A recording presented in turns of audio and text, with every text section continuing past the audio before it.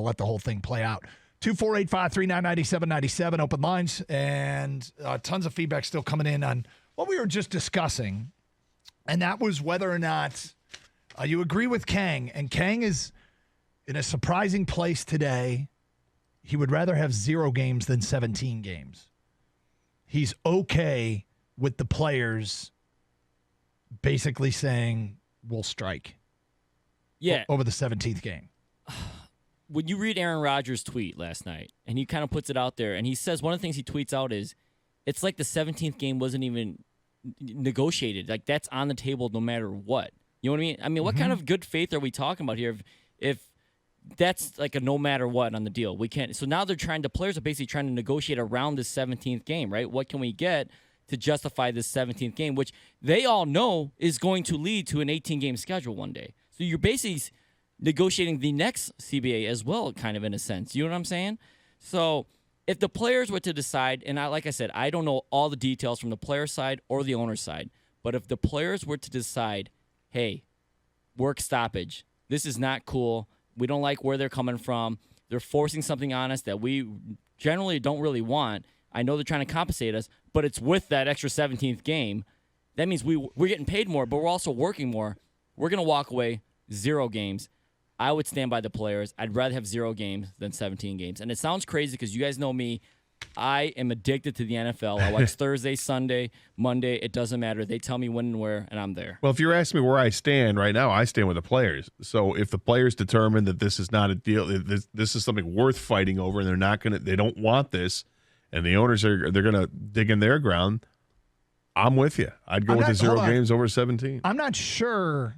When you say you stand with the players, I'm not sure the players know where they stand yet. Like, this hasn't gone to a vote. Put it this way. Okay. The players that have come out and spoken, like Aaron Rodgers and Russell Wilson and J.J. Watt and the Pounceys and others that have come out, I support those guys and what they're doing. Now, if the players eventually, if they eventually come out and vote on it and say that they agree with the 17-game schedule, then we're all going back to watching football, and so be it, although I'll be kind of shaking my head while watching it. But yeah, I know, right? Exactly. I'll be watching it shaking my head. You guys really should be playing the 17th game.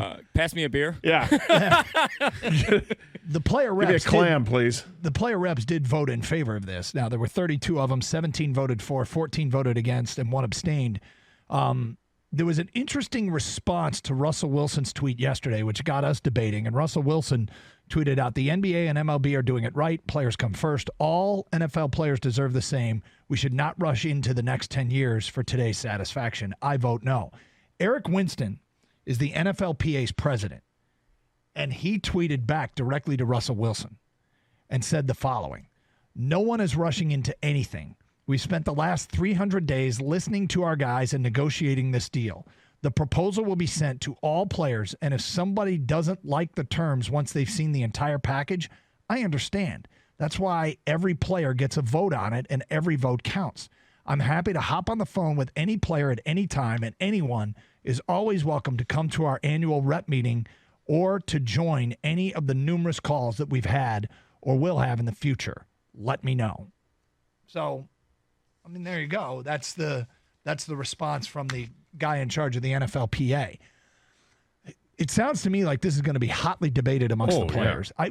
Do we have a date on the vote, Khang? No, not yet. That's what they expect one in a couple of weeks, a date to come out. So it's going to be, it sounds like this is going to be close. I want to give everyone involved a bit of credit in that, and I said this in the office at Khang, you disagreed with me, but I still believe it.